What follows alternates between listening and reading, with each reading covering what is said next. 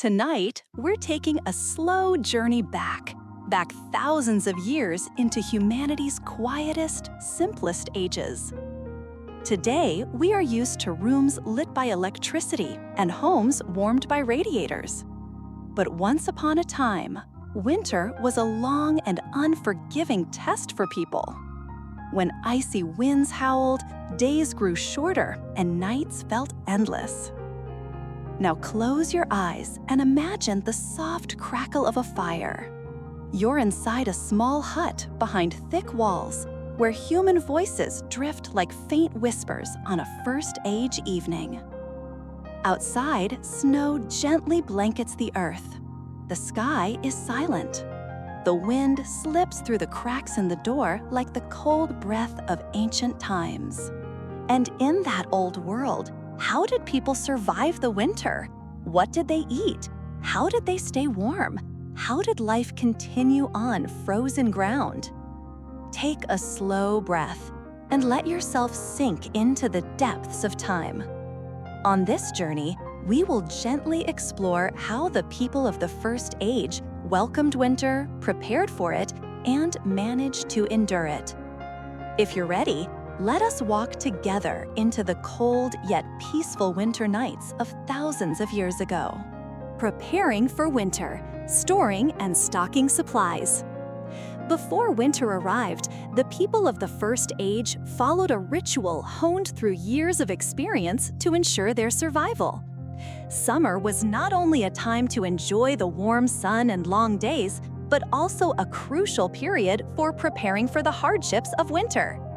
During sunny days, people would tend the fields, care for the animals, gather plants, and carefully work on methods of preservation. Grains were one of the most important elements of this preparation. Wheat, barley, millet, and other cereals were dried to ensure they would last.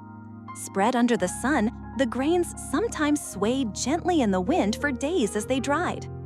Afterwards, they were carefully stored in small granaries, clay sacks, or stone-enclosed storage areas.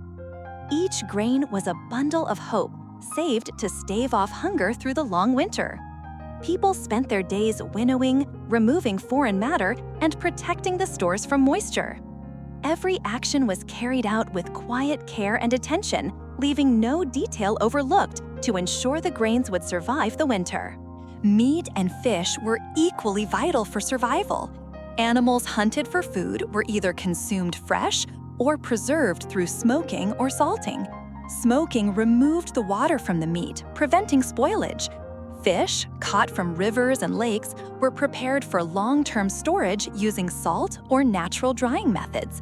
Some communities built special platforms by the sea or rivers to dry fish slowly under the sun, readying them for the winter months.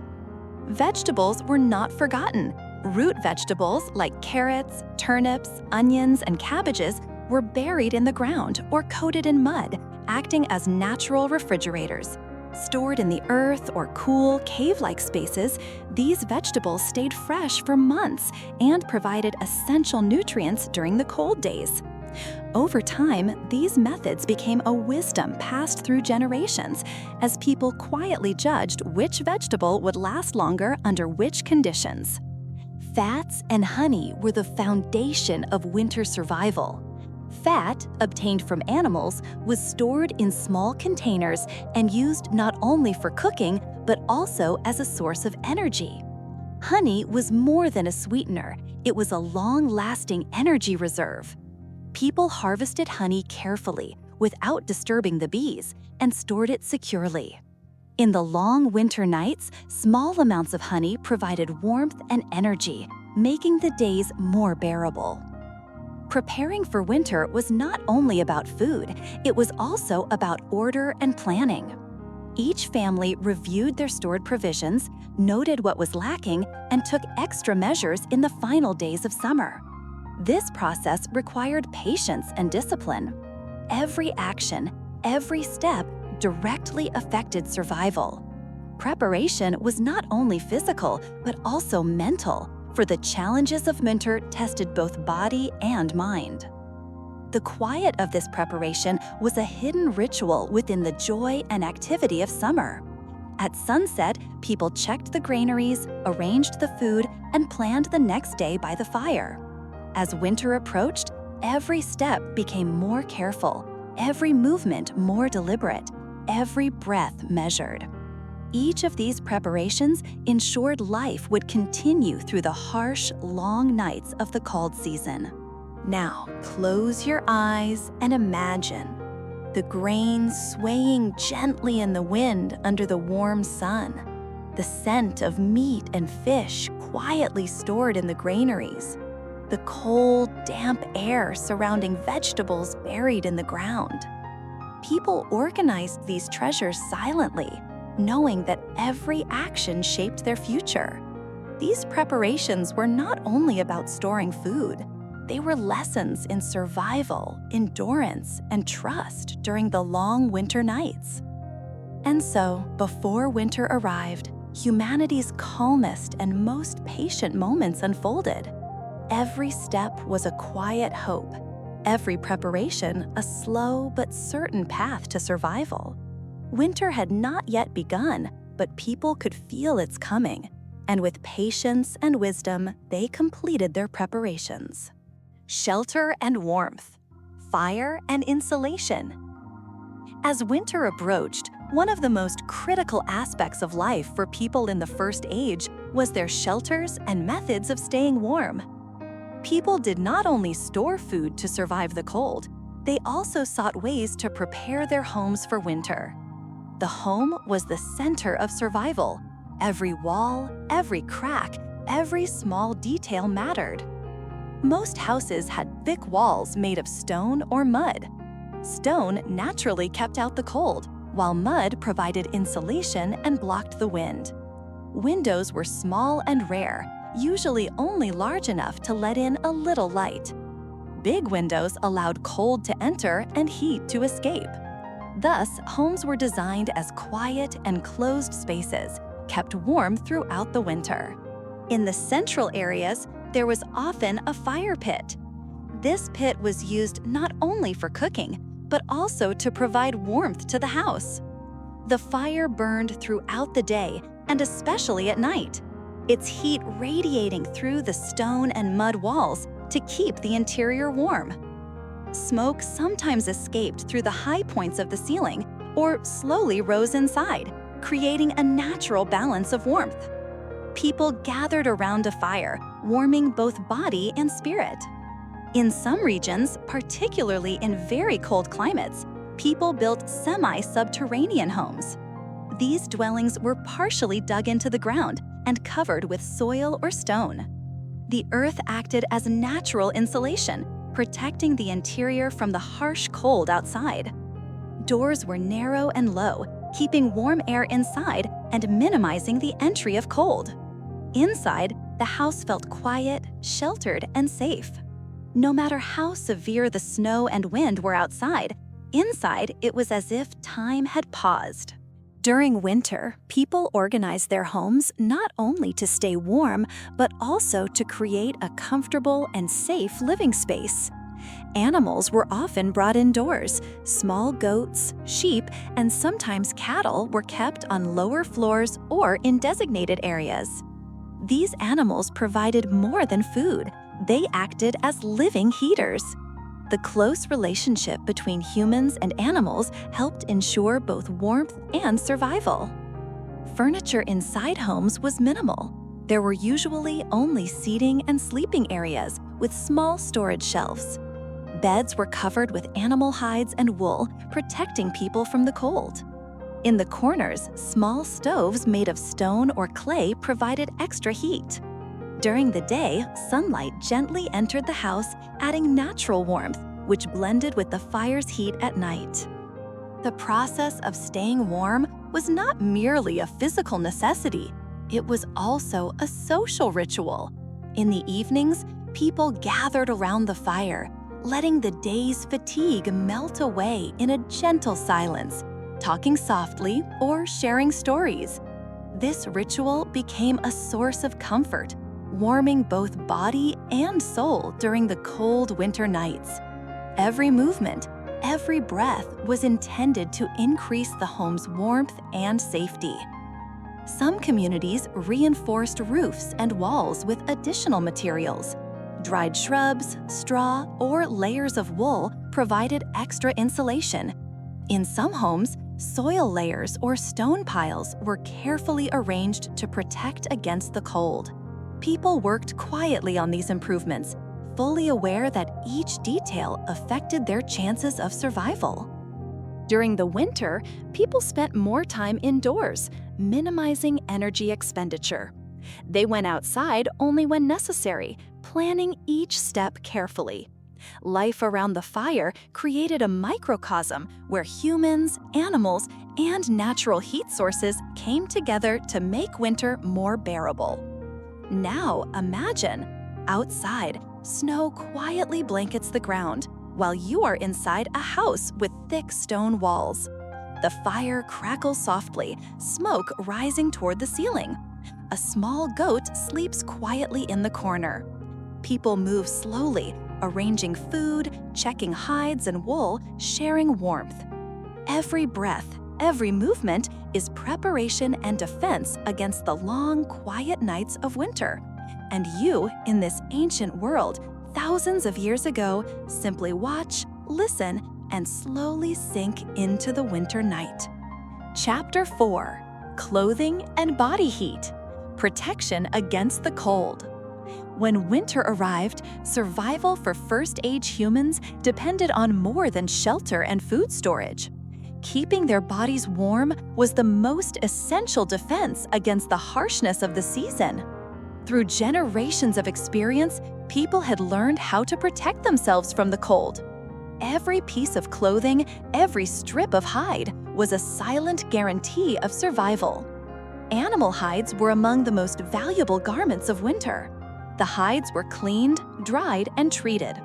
Some were smoked, others left in their natural state. These hides not only provided warmth, but also blocked the wind and shielded the body.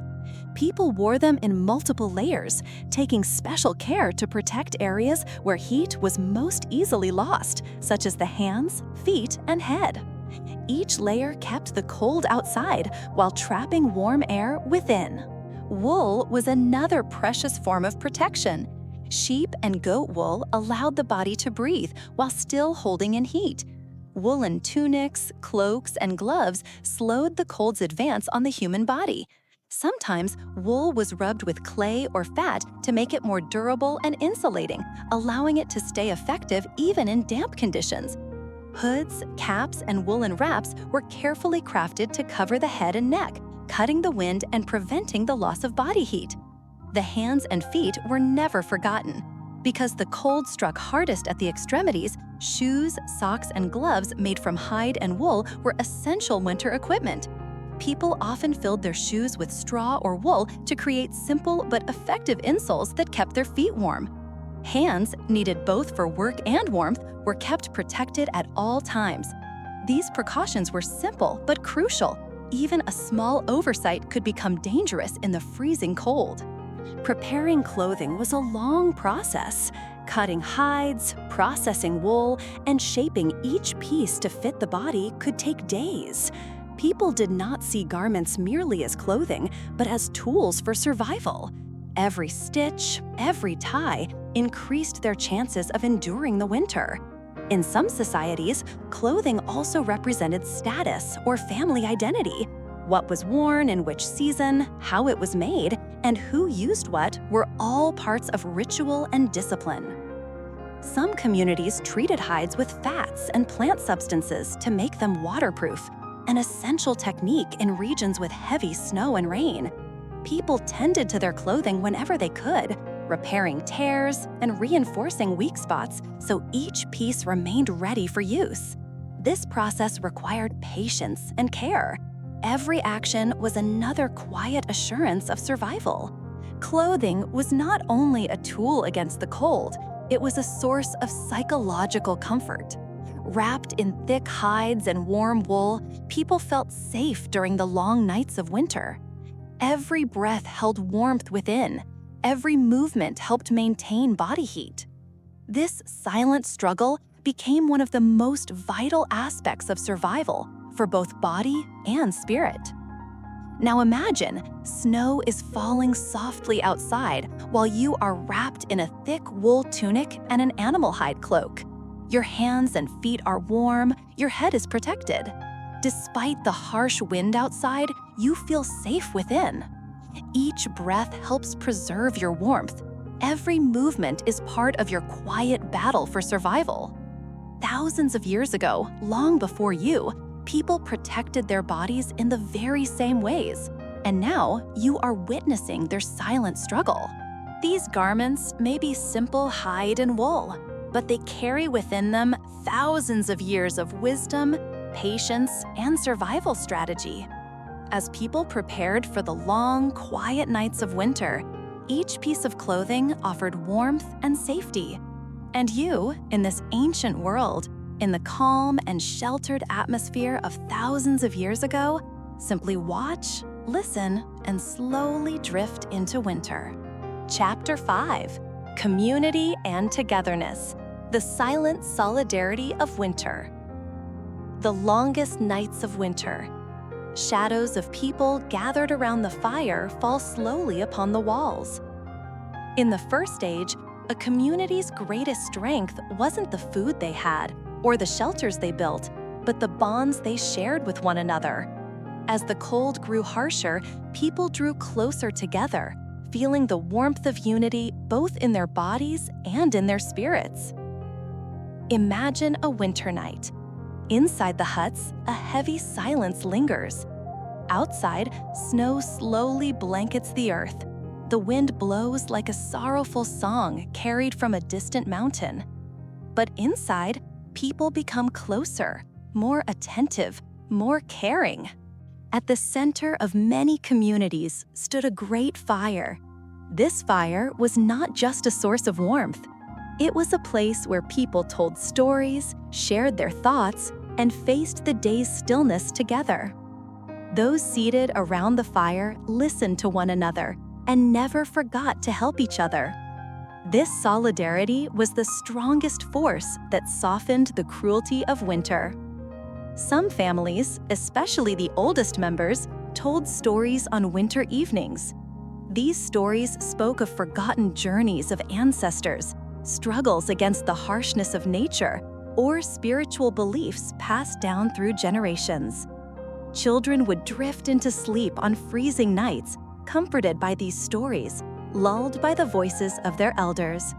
Stories carried entertainment, wisdom, and tradition, a gentle way of passing the winter together. Everyone in the community had a role. Some gathered wood during the day, some organized food, others repaired clothing. These tasks strengthened each person's sense of responsibility and formed a shared resistance against the cold. No one could survive winter alone. Knowing this, people made helping one another a natural ritual. During winter nights, someone might fall ill, develop a fever, or grow weak. That was when the community drew even closer. Neighbors brought hot water, herbal teas were prepared, and elders offered calming words. People understood that protecting one another was the most natural path to survival. Every act of help strengthened the community. Everyone added their warmth to the warmth of others. In some communities, people sang songs together. These songs were quiet, often no louder than a whisper. But even those whispers left small traces of warmth inside the cold. Each melody sung together pushed the darkness outside a little farther away and brought a gentle peace to the souls of those within. And sometimes, nothing at all was done. People simply sat, listened to the crackle of the fire, and drew strength from each other's presence. Even silence became a kind of conversation. On the heavy, dark nights of winter, just sitting together created the greatest force of endurance. Being together was like an invisible but powerful shield against the cold. One person's warmth supported another. One person's knowledge guided the next. No one was alone, and no one was left alone. Imagine it.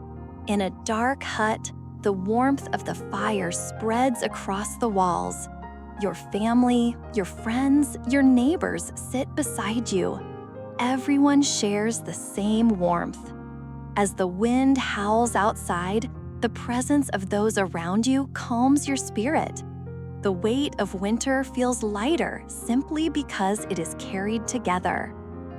The people of the first age understood well the power of sharing hardship. Even in the harshest winters, solidarity was a quiet flame that kept hope alive. Communities that worked, warmed, and lived together could protect both their bodies and their minds during the long nights. And now, as you witness the silence of this ancient world, you can almost feel the breath, the whispers, and the solidarity of those gathered around the fire. Even in the heart of the cold, you sense the comfort of togetherness. And slowly, you journey deeper into the depths of time. Chapter 6: Winter Rituals and Beliefs: The Silent Spirituality of the Cold. Winter was not merely a season for the people of the First Age. The cold was a force that affected not only their bodies, but also their spirits, altering the rhythm of life itself. The slow descent of snow, the howl of the wind, and the lengthening nights, all of these drew people into deeper communication with nature, unseen forces, and their own inner worlds. Each winter, communities prepared not only by storing food, but also by readying themselves spiritually. They believed that winter carried a unique weight in its spirit, a heaviness that could be softened only through rituals, gratitude, silence, and harmony with nature. The arrival of winter held special meaning in many societies. Some communities lit a ceremonial fire to mark the beginning of the season. This fire was not only for warmth, but a symbol of light in a dark time of the year. As the flames rose, people expressed reverence for nature's cycle, felt gratitude for the past year, and prepared themselves for the challenges of the new one. In some groups, the first night of winter was met with silence. Conversations dimmed, movements slowed. People sat quietly beside the fire as if allowing the spirit of winter to settle. As though listening to the season itself, they sat in silence, attuned to their own breathing. This quietness was a ritual showing respect for both nature and one another. One of the most important elements of winter rituals was fire. Fire was not only warmth, it was life itself. In certain cultures, it was believed that the fire must never be allowed to go out during winter. A dying flame was considered an omen, so people took turns keeping the fire alive, tending the sparks with great care. There were also Thanksgiving ceremonies held around the fire. Community members expressed gratitude for the animals hunted, the plants gathered, and the food stored. They believed that the trials of winter could only be softened through harmony with nature. Small branches, dried grasses, or fragrant herbs were thrown into the fire as offerings. As the smoke drifted upward, people believed it carried their wishes into the sky. Another part of the rituals involved protective prayers. The cold, darkness, and long nights were often intertwined with unseen beings in the imagination of early peoples. Thus, some communities whispered words believed to ward off harmful spirits, hung plants above doorways, or drew symbolic signs around their huts. These practices represented the desire to protect both the home and the soul. Some communities held a special ceremony during the longest night of the year, the heart of winter. This ceremony symbolized the peak of darkness and the return of light. The fire was strengthened, songs were sung, and stories were told in soft whispers. This night was considered one of the most powerful spiritual moments of the ancient world. For people believed that no matter how long the darkness lasted, light would always return. Winter rituals also strengthened the sense of unity. Families and neighbors gathered, they ate together, prayed together, and sank into silence together. These rituals reminded everyone that they shared the burdens of the season, creating an invisible yet powerful bond in the heart of the community. In some regions, animals were believed to be protected by these rituals as well. As winter approached, water was sprinkled over them, or their surroundings were circled with cleansing smoke.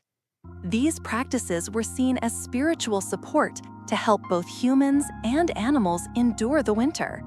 People never forgot that they lived side by side with the other creatures of nature. In some beliefs, the first snowfall held special significance.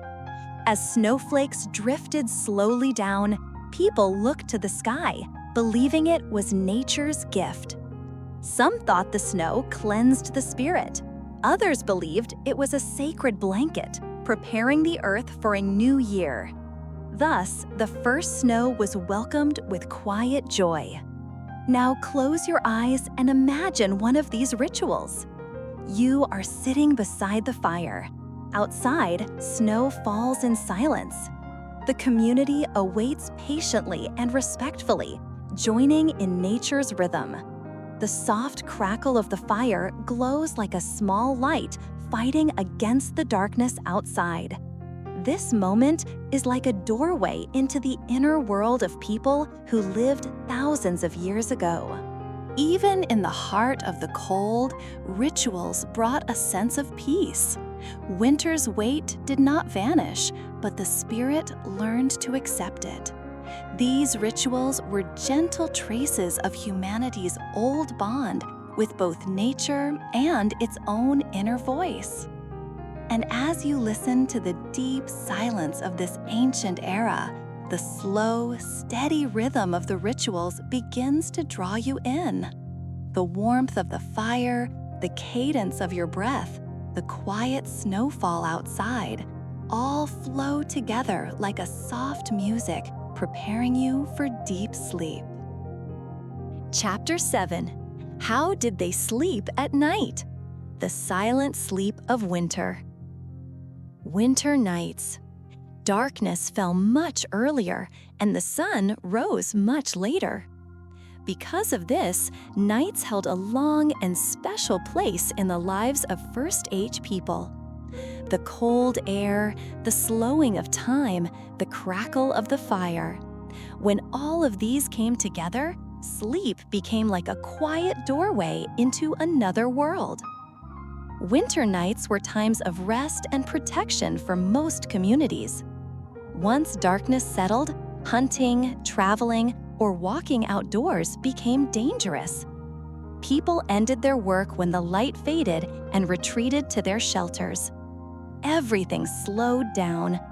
Everyone gathered around the fire and waited for sleep to come. How was the sleeping area prepared? What we call a bed in the first age was simple but incredibly functional. The earth floor was first covered with dry grass. This created a soft layer and insulated against the cold ground. Animal skins were then spread over the grass, forming a thick, warm, comfortable surface. These hides were the most valuable bedding of winter. In some communities, wool sacks or thick cloths were added on top of the hides. Layer upon layer, the sleeping space became warmer and safer. Each layer kept the cold out a bit more, trapping warm air inside. Sleeping areas were usually arranged closest to the fire. Because the fire gave warmth and a sense of security, the sleeping spots of elders, children, and the weak were placed nearest the flames. Hunters, youth, or those assigned to night watch slept on the outer sides. This arrangement ensured both safety and the balanced sharing of warmth. The tradition of sleeping together. People did not sleep alone on winter nights. Sleeping together wasn't just a tradition, it was a matter of survival. Body heat was the most effective defense against the cold. Families lay on the same skins, resting close to one another. Mothers held their children, the elderly slept beside their grandchildren. This closeness preserved heat and created a deep sense of emotional safety. The rhythm of breathing, the slow movement of those falling asleep, turned winter nights into something almost meditative. The silence was heavy but peaceful. The soft crackle of the fire blended into this silence, and the warm air inside the hut became a protective barrier against the darkness outside. The sounds of the night. Nights in the first age were filled with natural sounds. Sometimes the wind struck the walls of the shelters. Sometimes it turned into a distant howl rolling in from the valleys. Sometimes the sound of an animal stepping through the forest could be heard. Sometimes the faint echo of a wolf's howl reached the hut. But the fire inside and the presence of others made these sounds feel more like part of nature than a threat. People lying beneath their hides drifted to sleep listening to the wind. They sensed the vastness of the outside world, yet sought comfort in the warmth and unity within the shelter. Night watches. In some communities, standing watch during winter nights was a tradition. To keep the fire from going out, to notice dangers, and to guard the community, 1 or 2 people stayed awake each night. These watchers were usually young and strong individuals. They sat by the fire, watching the flickering dance of the flames, their thoughts wandering as they listened to the breaths of the sleeping people around them. They sat quietly in the cold night, sometimes watching the snowfall, sometimes noticing the wind die down, sometimes listening to distant animal calls. Their wakefulness allowed everyone else to sleep safely and deeply. Sleep rhythm. With no electricity or artificial light, sleep patterns aligned completely with nature. Sleep began shortly after the sunset, and people woke when the sun rose. The long winter nights allowed deeper and longer sleep. Some societies practiced a tradition of segmented sleep, a long first sleep, a quiet wakeful period in the middle, followed by a second long sleep. During this middle period, people sat quietly, tended the fire, prayed, reflected, or spoke softly with family members. This rhythm made winter nights a peaceful and restorative time. Falling asleep. Eventually, everyone settled into the hides. Breathing slowed, minds softened, and the last sparks of the fire left small pockets of warmth in the dark. Sleep in winter was an act of surrender to nature's rhythm. Outside the cold, inside the warmth. In the heart of darkness, beside the fire, people rested and prepared for the challenges of a new day. Now imagine this. You are in that shelter too. You lie on the animal skins. The flickering firelight dances across the walls. Your breathing finds its rhythm.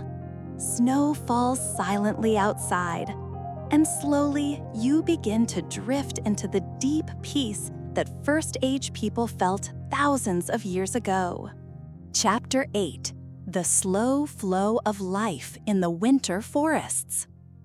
As winter settled into its deepest phase, the forests were wrapped in a profound silence. The branches of the trees bent gently under the weight of snow, and aside from the occasional rising howl of the wind, almost no sound could be heard. This deep silence was both a friend and an enemy to early humans. It helped them hear approaching dangers more clearly, yet at the same time, it made the cold and loneliness of the nights feel even sharper. During these heavy days of winter, tribes entered the forest only when absolutely necessary, for the forest offered both nourishment and threat. Beneath the snow, roots, mushrooms, and dried berries were vital for survival. But under that same snow, Hungry wolves, bears, and other predators also moved. Every step, every breath, every faint crack in the distance was followed with careful attention. Hunters walking through the forest stepped in a single line so that their footprints on the snow formed a safe and consistent path. The most experienced hunter walked at the front, the fastest stayed at the rear. In this way, the members of the tribe were protected in case of an unexpected attack or sudden danger. Every step taken in the winter forest was a small decision made in the struggle to stay alive. Chapter 9: Gathering around the fire at night. When the sun set and the sky reached the deepest shade of darkness, winter nights became long and exhausting. Inside the tents and small huts, the most important gathering place for the family or the members of the tribe was the fire. This fire did more than provide warmth. It offered a sense of safety, unity, and a shared calm. At night, the crackling of the fire blended with the howling wind outside, creating a rhythmic melody that lulled people toward sleep. They wrapped animal hides around their shoulders, sat side by side, and sometimes simply watched the flames in silence. These moments were perhaps the most peaceful times for the tribe. For the dangers of the day, the emptiness of the forest, the worry of hunger, and the struggle against the cold all felt lighter in the glow of the fire. The elders sitting around the flames told winter stories. Sometimes these tales spoke of how their ancestors survived, and sometimes they described the silent pacts made with the spirits of nature. As the warmth of the fire touched their faces, the children slowly closed their eyes, drifting into sleep with that ancient wisdom settling quietly into their hearts. Chapter 10: The Winter Diet and the Struggle for Nourishment. For early humans, finding food during the winter months was a challenge of its own. The supplies prepared during summer and autumn became the very source of life in winter. Dried meats, smoked fish, and gathered plants stored in the cold corners of caves or huts were essential for survival. Dried meat was the result of a long and patient preparation. The meat of hunted animals was cut into thin, long strips and left under smoke for days. The bitter scent of the smoke soaked into the meat, protecting it from spoilage. These tough, chewy strips were difficult to eat, but they provided vital nourishment during harsh winters. One of the most consumed foods of winter was bone marrow.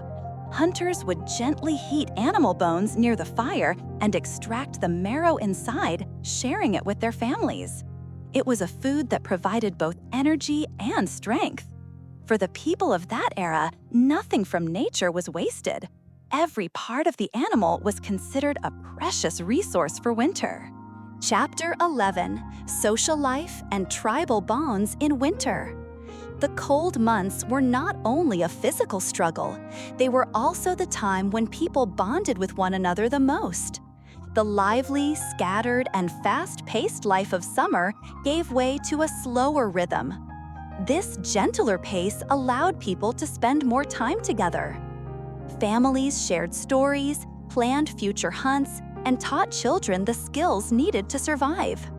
During the winter, the division of labor within the tribe became more defined. Some tended the fire, others checked the food stores, and others melted snow to prepare drinking water. During this season, people understood each other's emotions more deeply, and the sense of unity grew stronger. For the cold outside made the warmth inside even more precious. Winter was a silent teacher, one that strengthened the very fabric of tribal culture. Chapter 12: Winter Waters and Frozen Rivers. As winter deepened, one of the greatest changes for the tribe was the transformation of water sources. Streams and rivers that flowed clear in summer became almost entirely silent in winter. The water did not stop flowing, of course, but a thick layer of ice formed on top, hiding the current beneath a muted stillness. People used these frozen rivers with great caution, for they offered both danger and convenience. When the ice grew thick enough, members of the tribe could cross the river and reach distant areas more easily. Paths that were difficult in summer, overgrown with bushes, mud, and dense vegetation, became open and flat in winter. Early humans recognized this natural shift and turned it into a seasonal advantage. But the reliability of the ice was never guaranteed. Hunters would tap the ice ahead of them with a stick, listening to the sound to judge its safety. In some areas, small openings remained where the water gently steamed. These holes were opportunities for fishing. Tribe members would crouch beside them, patiently listening for any movement beneath the surface. This silent winter wait was one of the hardest, yet most peaceful ways to catch fish. As the steam rose from the water and mingled with the cold air, a faint moisture settled on their faces, and the silence was broken only by the subtle cracking of ice. Chapter 13: The Silent Coexistence with Other Creatures in Winter. Early humans knew well that they were not alone in winter. Despite the quiet of snow, forest, and wind, the wilderness was alive. Only the appearance of life had changed. The animals of nature had each found their own way to endure this harsh season. Some animals, like bears, entered deep hibernation. Humans never disturbed a bear's den. It was dangerous, and it was also seen as a violation of nature's cycle.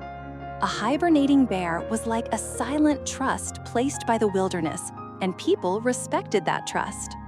Other animals remained active throughout the winter. The distant howls of wolves at night were both unsettling and familiar. Wolves usually kept their distance from humans, but during times of hunger, boundaries could blur. For this reason, tribe members never let the campfire die at night, and those keeping watch made small noises to signal their presence. The forest's other residents, foxes, snow hares, jackals, followed human tracks and searched for food around the camp's edges. The tribe and these animals lived in a quiet form of mutual understanding. No one crossed too deeply into the other's territory. This shared sense of boundaries created a delicate balance that softened the tension of winter. Chapter 14: The Quiet Hope of the Winter Sun.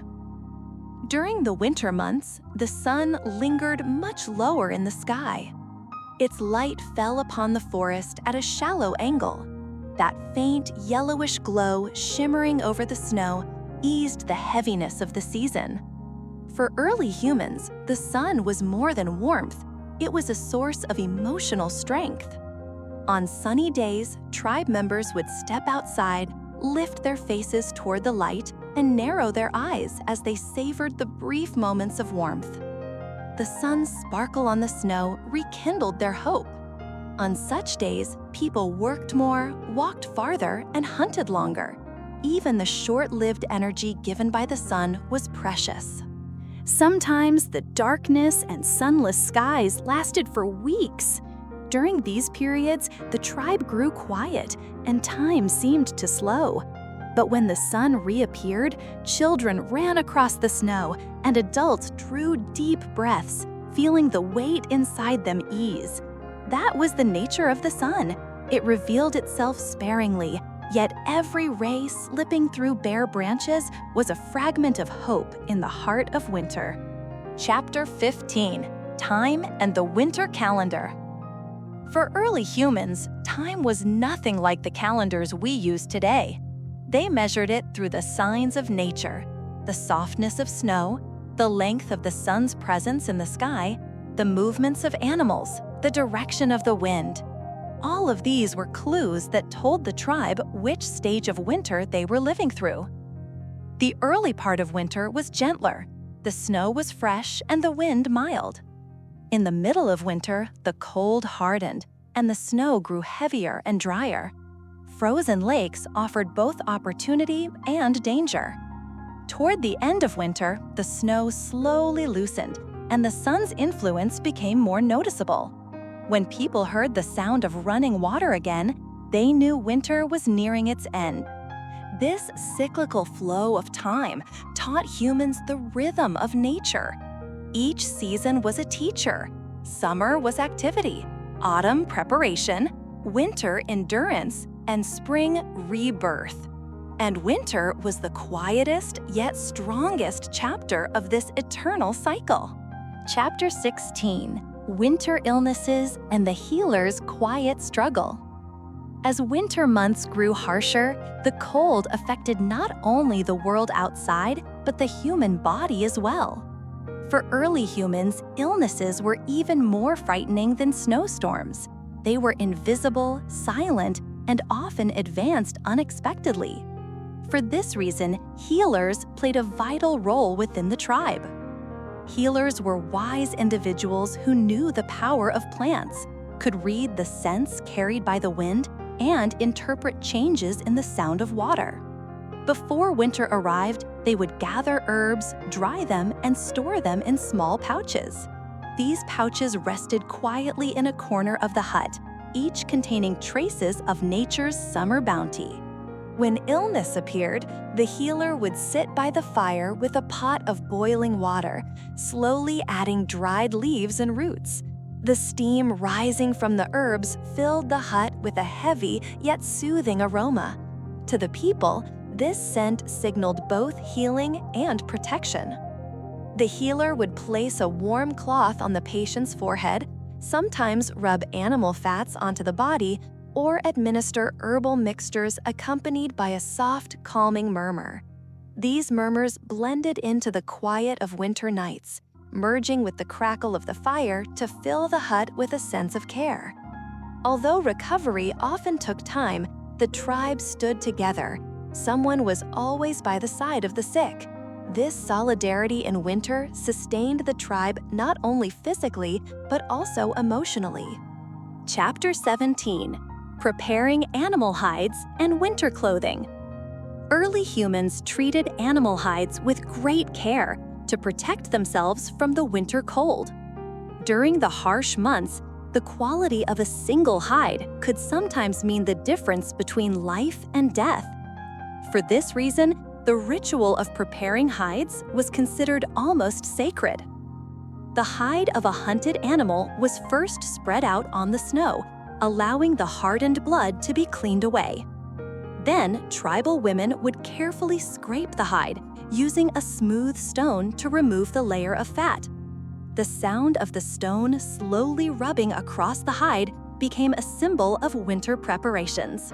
Once thoroughly cleaned, the hide moved to the drying stage.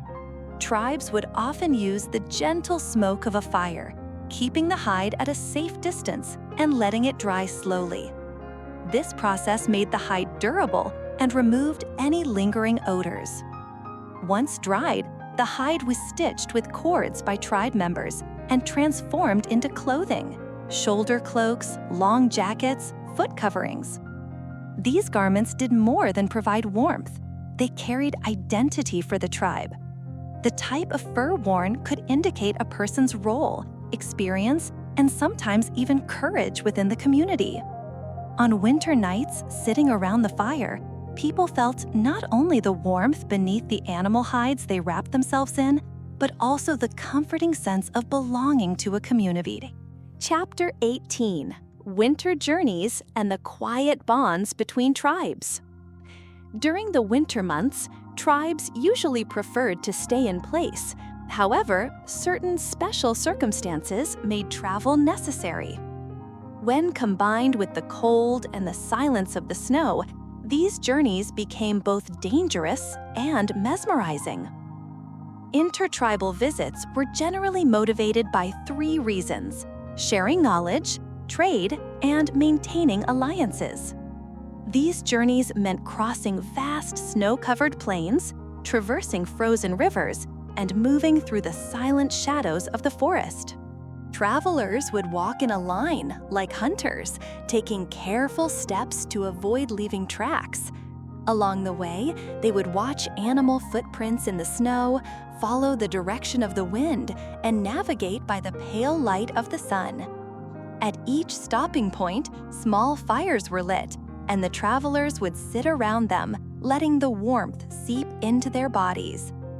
During these tribal visits, people brought gifts for one another: dried meat, stone tools, ornaments made from animal bones. Yet the most valuable gift was actually the time spent together and the sense of mutual trust. For in the heart of winter, opening the door to a visitor from another tribe was a sign of humanity holding on to each other in the face of nature's hardships. Chapter 19: Winter Rituals and the Silent Memories of Death. Winter was closely connected not only with life, but also with death. The cold months were especially harsh for the elderly and the sick. Death held a natural place in the life cycle of early humans. Yet each loss still left a deep mark on the tribe. When someone passed away, the tribe would prepare them for a quiet journey into the snow-covered earth. Beloved belongings were placed with the deceased, often a stone knife, an animal bone, or a small talisman. These items were believed to guide the spirit on its path. Death rituals were conducted in profound silence. When tribe members gathered around the fire, conversations were limited to whispers. The flickering light of the flames cast soft shadows across their faces, and everyone quietly reflected on both the loss and the fragility of life. Healers and elder wise ones would murmur a gentle melody to ease the spirit's journey. These melodies, blended with the heavy winter air, felt like a faint breeze thought to accompany the departed souls. For the tribe, death was part of the natural cycle, like the winter snows. Yet each loss remained as a memory buried beneath the snow. Chapter 20: The Winter Passage and the Secrets of the Sky. Winter nights were bright and calm. In these harsh, clear weather conditions, stars silently shone in the dark sky, reminding early humans of the vastness of the universe. For them, stars were not merely decorations of the night sky, they were valuable markers for navigation, timekeeping, and rituals. During the nights, some members of the tribe would observe the sky. Hunters, in particular, had learned to predict when morning would arrive and how harsh the weather might become by studying the positions of the stars.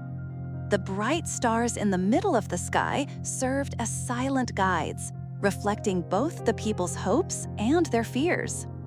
On certain winter nights, the northern lights would dance across the sky. These colorful glimmers were considered sacred by the tribe. They were interpreted as signs that the spirits of ancestors were watching over and protecting the tribe throughout the winter. This slow, deliberate dance of the sky was a miracle, reminding humans of the presence of light even within the darkness.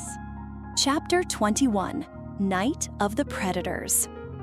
On a winter night, silence reigned in the snow-covered forest, but this silence did not always bring comfort. A faint, sharp howl echoes from afar. At first, ears strain, for this howl is the sign of hungry wolves. The tribe falls silent around the fire, holding their breath, exchanging cautious glances. Each howl quickens the heartbeat, while the wind's wailing amplifies the unease. Predators, especially when hungry, would gather courage and approach human camps. The tribe had learned to move quietly and carefully to survive. Hunters used the fire's light and smoke to keep wolves at bay, sometimes also brandishing sticks and stones to show a threatening stance. Every action had a purpose: survival. These nights meant both fear and excitement for early humans. Nature, as a silent force, could confront them at any moment. The fire's glow, brave steps, the slow rhythm of breathing, all were part of the struggle to survive. And at the end of the night, when the predators retreated, the tribe claimed once again a quiet victory. Chapter 22: The Snowstorm and the Lost. A winter storm could erupt in the forest unexpectedly at any moment. One moment, the surroundings might be sunny and quiet. Within minutes, it would vanish under a blizzard. Snow reduces visibility. The roar of the wind fills the ears. The cold pierces the skin. These moments were the most critical for the tribe. A person lost during the storm faces the full force of nature alone. Every step is taken with care as ice, snow, and wind disrupt the sense of direction. Hunters move silently to find the missing person, tracking footprints left in the wet snow. This search evokes both tension and a sense of solidarity. Amid the storm, the warmth of the fire and the voices of others are a distant beacon of hope. For a tribe member lost in the snow, these sounds are like a sign of life in the cold. When the storm subsides, everyone quietly gathers together, sharing the hidden triumph of having survived. Chapter 23: Night Hunt Between Life and Death. When food shortages increased in the middle of winter, night hunts became necessary. People silently ventured into the depths of the forest. Every track on the snow was carefully examined. Moonlight glinted off icy tree branches, dazzling the hunters' eyes. Every sound, even the tiniest crackle, quickened their heartbeat. Hunters learned the limits of survival while pursuing their prey. The sudden flight of a rabbit, the silent movement of a deer herd. Sometimes these moments determined the difference between life and death. The warmth of the fire was now left behind. Cold, darkness, and silence became the hunters' only guides. During the hunt, careful steps and controlled breathing saved lives. A patient stillness allowed the prey to approach, enabling a sudden strike to capture it. When the hunters returned, they were both exhausted and proud. Night hunting was not only about securing food, but also a test of courage and skill. Chapter 24: The Mystery of Ice Caves. Throughout the winter, some tribes used frozen caves as temporary shelters. Ice caves provided protection from the cold and safety from external dangers. Yet these caves, dark and silent, were filled with the unknown. Tribe members moved step by step inside, using their hands along the walls to find their way. The ice stalactites inside the cave cracked slightly with each step, and the echoing sounds quickened the heartbeat. When silence and darkness combined, even a small stone falling created a rush of excitement. Ice caves also offered a mix of nature's beauty and peril. The gleaming ice walls reflected light, creating a silent yet mesmerizing scene. However, every step had to be taken carefully. A single wrong move could lead to a fall or injury. Chapter 25: Lost Children and the Night Search. One of the most frightening moments of winter was when children went missing amidst the snow and silence. A small snowball game or a curious walk toward a distant light could suddenly make children invisible. When the tribe realized this, they would move quietly. Leaving the warmth of the fire behind, they ventured into the snow-covered forest. Each step left a deep mark in the snow, yet the wind quickly erased these tracks. For this reason, everyone advanced cautiously and slowly. Watchful hunters, holding torches and long staffs, moved silently, listening for the children's breaths, sounds, and faint, distant cries. Heartbeats quickened. With every step, excitement, fear, and hope intertwined. The stillness of the snow heightened the tension, and every crack or snap drew immediate attention. When a child was found, the entire tribe fell momentarily silent. Then a quiet wave of relief spread. Snow-covered faces and glistening eyes made the moment both dangerous and unforgettable, a memory etched into the tribe's winter nights. Chapter 26: Predator Attack. As night deepened, another threat loomed over the tribe: attacks by wild predators. When the snow-covered forest fell into silence, distant howls warned the tribe. Bears, wolves, or predatory birds would approach in search of prey.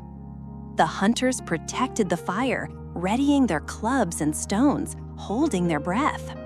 They moved quietly, trying to prevent the animal from coming too close. The predator could sense human fear. A scream or a wrong step could trigger an attack. Each encounter brought both fear and tension, while also strengthening the tribe's sense of solidarity.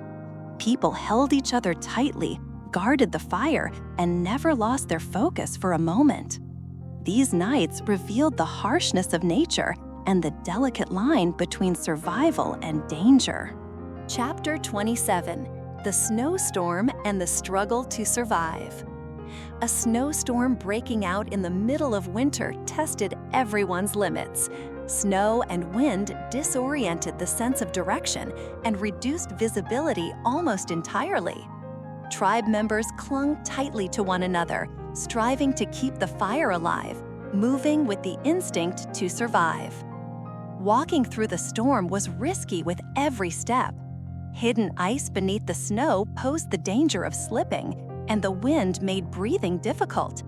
Meanwhile, the watchful ones observed carefully to detect dangers approaching from afar. At any moment, a new threat could emerge from the darkness. When the storm finally passed, the tribe gathered together, exhausted yet alive. This experience strengthened both physical and emotional resilience. The snowstorm reminded them of nature's power and showed that humans, though small, were remarkably resilient. Chapter 28: In-Tribe Crisis and Dark Days. Winter months were filled not only with external dangers, but also with internal crises within the tribe. Hunger, fatigue, and the relentless cold sometimes heightened tensions. Small disagreements could escalate, and silent anger and anxiety weighed heavily on everyone's spirit. In these moments of crisis, the elders and wise members of the tribe would step in. Quiet gatherings, slowly spoken words, and careful listening helped ease the tension. People tried to understand one another and rebuild their sense of solidarity. Winter was not only a physical test, but also an emotional trial. Chapter 29: Legendary Winter Spirits and the Secrets of Nature. In some tribes, winter nights were considered filled with the spirits of nature. The howl of the wind, the silent dance of the snow, the distant calls of animals. These were interpreted as signs of invisible but powerful beings by the tribe. Elders would speak of these spirits while telling stories around the fire. A traveler lost in a snowstorm was sometimes believed to have been found guided by these spirits.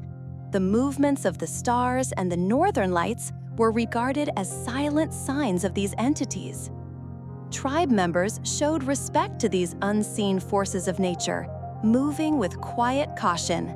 Each night, they learned to coexist with both real dangers and legendary spirits alike. Chapter 30: The Dramatic Rescue of the Missing Members. One of the harshest moments of winter was when tribe members went missing in a snowstorm. When snow, wind, and ice came together, visibility was limited to just a few meters, and each step became a thin line between life and death. One evening, a group of young hunters from the tribe had gone deep into the forest to gather food. With the silence of the snow, the howling wind, and the heavy fall of snowflakes, their tracks quickly vanished. One person disappeared first, then another. The fire's light flickered only as a tiny point in the distance, but reaching that glow meant hours of trudging through the storm. The tribal leader, together with experienced hunters, quietly advanced into the blizzard. They pushed their hands and feet into the snow with each step, listening to the cracking of ice beneath them. The silence intensified the tension, while the wind's howl echoed like a warning. The lost youths, shivering in the snow, saw the light of a distant torch. Silent but hopeful steps guided them back to the tribe. When they finally reached the fire, they embraced one another. Snow covered their faces, and their eyes reflected both exhaustion and joy. This rescue was a triumph, both physical and spiritual, a quiet victory over the harshness of winter. Chapter 31. Young hunters face predators. In the heart of winter, one of the most thrilling moments for young hunters was coming face to face with a wolf pack. When snow, moonlight, and silence combined, the depths of the forest transformed into a scene that was both mesmerizing and dangerous. As the young hunters moved silently across the snow, they suddenly heard howls from a distance. Everyone froze, breaths slowed, hearts raced. The combination of snow, wind, and silence made the howls even more frightening. The wolves slowly circled around the hunters. When they noticed the light of the fire, fierce eyes gleamed from the shadows. The hunters quietly held their sticks and stones, waiting in tense anticipation. Every movement was a test of survival. One wrong step or sudden motion could trigger the pack's attack. The tense wait lasted long. Amidst the wind's howling, the faint cracking of snow, and the distant call of an owl, time seemed to slow. Finally, when the pack withdrew, the hunters exhaled deeply. Returning silently across the snow without leaving tracks created a mixture of exhilaration and triumph. Chapter 32. The Search for Lost Food in the Snowstorm. Another dramatic danger of winter was losing stored food during a storm. As snow covered the supplies and erased their tracks, the tribe would embark on a silent search to recover them. One night, in the midst of a snowstorm, the tribe leader and several adults set out to find the lost pieces of meat and dried roots. Snow, wind, and ice had combined, reducing visibility to just a few meters. Hands were icy and cold, feet sank with every step through the heavy snow. The tribe members carefully watched for shallow depressions in the snow as they moved. Every action had to be deliberate. One wrong step could mean the complete loss of their provisions. Silence heightened the tension, while the howling wind seemed to slow the passage of time. After a long and exhausting search, the lost food was finally found. The tribe quietly returned to the fire amidst the storm without celebration.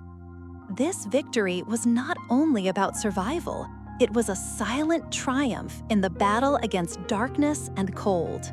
Chapter 33. The Mysterious Lights of the Night Sky. On winter nights, the sky served as both a guide and a source of mystery for the tribe. Stars glittered, and the moon provided its path across the dark sky. Sometimes the northern lights appeared, creating a mesmerizing scene between snow and darkness with their dancing colors. Tribe members, sitting around the fire, would gaze at the sky and discuss the legendary meanings of these lights. They were believed to be the spirits of ancestors, guiding lost people and reminding the tribe of the power of nature. On some nights, the dance of the lights was so intense that the tribe members would watch in silence for a long time, almost spellbound. These moments stirred feelings of fear, curiosity, and wonder. Even during the longest nights of winter, the sky offered a magical balance between hope and silence. Chapter 34. The Depths of Frozen Lakes. In the middle of winter, the tribe relied on certain lakes as sources of food and water. Walking on frozen lakes was always a dangerous task. Even when the ice appeared thick, slowly flowing water and hidden cavities could lie beneath. Tribe members used long sticks to test the hardness of the ice, moving forward based on the sound it produced. The cracking of the ice served both as a warning and as a natural rhythm. People walking in silence could hear their own breaths and heartbeats echo across the snow-covered lake. The stillness of these lakes created a scene where time seemed to stand still. Here, the tribe both gathered food and learned the power of nature. The water beneath the ice reminded them that life flowed silently yet powerfully. Chapter 35: Tribal Rituals and Dark Stories. On winter nights, the tribe would gather around the fire and share stories from the past. These tales were both instructive and cautionary. The elder, speaking in a slow and deep tone, would recount the challenges of nature and winter. The children listened quietly, their hands clasped together. The stories spoke of lost hunters, encounters with predators, and the dangers of ice caves. This ritual did more than just pass on knowledge. It also held the tribe together, teaching them to manage fear and practice solidarity. Silence and storytelling created a warm and secure space in the midst of the dark night. Chapter 36: A Lone Hunter in the Midst of a Snowstorm. One night, a young hunter went out alone to gather food. Suddenly, a snowstorm erupted, reducing visibility to just a few meters. With every step, his heartbeat quickened, and the tracks in the snow were quickly erased. The hunter tried to find his way by listening to the howling wind.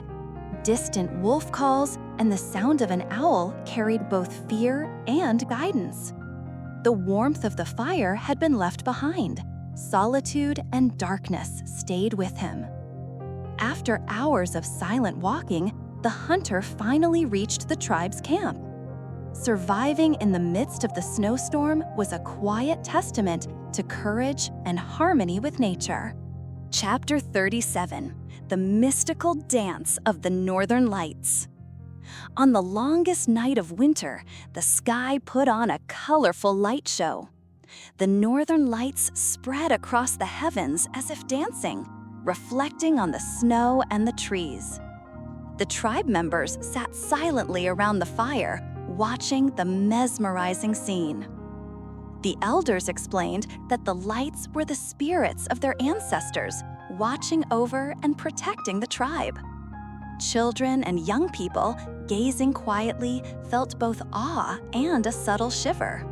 The dancing lights created hope, silence, and a magical peace in the midst of darkness. This chapter, following more thrilling scenes, offered a calming pause, providing the audience with a soothing atmosphere. Chapter 38: The Making of Stone Tools and Tribal Art. During the cold winter days, the tribe spent their time crafting stone tools. Large stones and pieces of bone were patiently carved and shaped by careful hands. This work was both a necessity of daily life and a form of silent meditation. Elder craftsmen taught the youth how to use the natural forms of stone and bone. Each strike was carefully measured, and the sound of the stone cracking echoed through the silence. A small mistake could ruin the entire tool, making patience and precision invaluable. Some tools were not only functional, but also a mark of prestige within the tribe. A knife with smooth edges or a finely carved arrowhead displayed the craftsman's skill and his status among the people. This quiet art nourished both productivity and creative intelligence during the dark winter days. Chapter 39: Children's Games in Winter.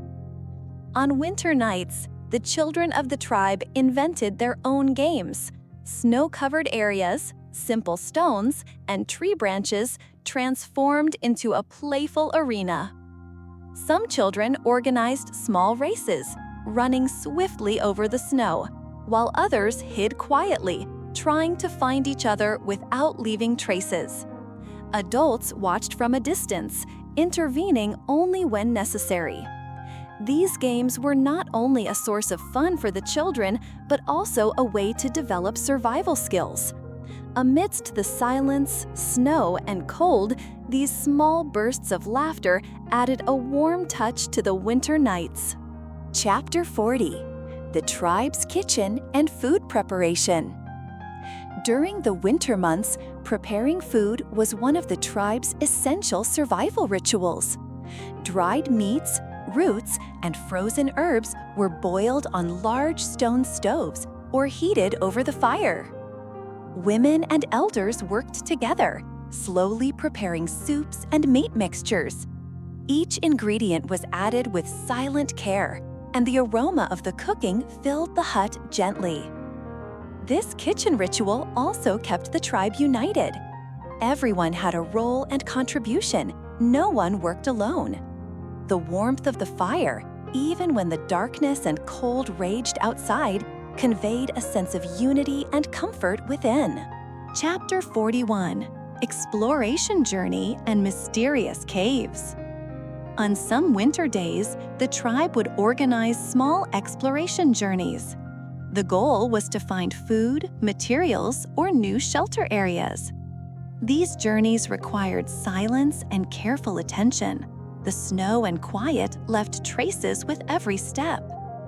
One day, a group of young members discovered a hidden cave deep within the forest. Inside, it was filled with icicles, silent and mesmerizing. In the depths of the cave were ancient drawings and natural formations. These markings appeared like a mysterious message for the tribe. The cave's silence evoked both curiosity and a slight sense of unease. As the youths tried to understand the cave's secrets, they moved forward quietly. Every step was careful, and even the cracking of stones felt like a loud noise. Chapter 42: Night Watch and Vigil in the Tribe. On winter nights, the tribe kept watch to ensure safety. Some members would quietly patrol around the huts in the dark, listening to distant animal sounds and the howling of the wind. The watchers carefully observed the fire's light and tracked any footprints forming on the snow. Silent steps and slow breaths were the quiet language of survival. Each vigil served both to protect the tribe and to test the courage of the individual. At times, the shadow of a wolf pack would appear in the distance, breaking the silence. Other times, only the sound of wind and falling snow could be heard.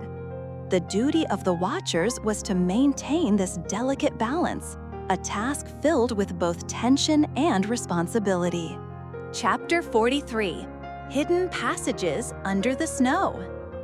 In the heart of winter, snow covered and concealed everything. For the tribe, this was not only an obstacle that made walking difficult, but also an opportunity to discover new paths and mysterious passages. Some days, young hunters would notice small hidden trails beneath the snow. These passages led to riverbanks, secret caves, or hollowed old trees. With every step, their hearts would race. The silence of the snow made each new discovery even more mysterious. Walking these paths meant both excitement and risk. Hidden pits, icy patches, and rocky areas beneath the snow were potential dangers. Yet at the end of these explorations, the tribe would find new food sources and shelters, easing the hardships of winter. Chapter 44: Night Adventure on the Frozen River. One night, several members of the tribe set out on a frozen river in search of food. The river's surface was covered with ice that shimmered under the moonlight, and the silence grew heavier with every step. Each step was taken carefully, the crackling of the ice echoing in their ears. The howling wind and the snowflakes striking their faces created an atmosphere that was both enchanting and unnerving. Reaching the opposite bank was not just a physical journey, but also a test of courage. When they finally arrived, the tribe members took a deep breath. The silence over the frozen river, combined with the sense of accomplishment and a slight shiver, left a lasting impression. This adventure became a small victory, remembered in the heart of winter. Chapter 45: Tribal Music and Rituals. On winter nights, the tribe would spend time around the fire with music and rituals. Simple rhythm instruments made from wood and bone produced deep, slow tones. Women and young members accompanied these rhythms, sometimes with a slow dance, sometimes with quiet humming. The rituals were not just for entertainment, they served as a bond that kept the tribe together. Every sound created a safe space in the dark night, both soothing and acting as a subtle alert system. On this night, the elderly sage told an old story while blending it with the rhythm. Throughout the tale, the firelight, shadows, and music merged, creating an atmosphere that was both enchanting and calming. Chapter 46: Winter Night Watch Observations. Sometimes, the tribe would observe their surroundings on dark and silent nights. A distant light, a foreign track, or the movement of an animal was carefully monitored. These observations were vital for survival. At times, a stranger from another tribe or a dangerous animal would be silently watched. These moments, spent in silence, created both tension and excitement. The snow and stillness made every detail feel more intense. The observers followed tracks, checked the direction of the wind, and kept the firelight under control. Every movement was like a quiet dance of survival. Chapter 47: Tiny Miracles in the Winter Forest. Sometimes, winter offered the tribe quiet yet enchanting little miracles. A frozen leaf, a snow crystal glimmering in the sunlight, or the soft call of a distant bird. When the tribe noticed these tiny wonders, they would pause silently for a moment. Nature, despite its harshness, revealed a calm yet striking beauty. These moments brought hope and serenity during the dark and cold nights. Chapter 48: Night Hunting and the Balance of Life. On winter nights, hunting was done not only to provide food, but also to test survival skills. The silence of the snow made it difficult to notice animal tracks and to move quickly. Hunters advanced like shadows, moving with silent steps and controlled breathing. The small successes experienced during the hunt created both tension and a sense of satisfaction. After the hunt, the silence within the tribe blended with feelings of accomplishment and security.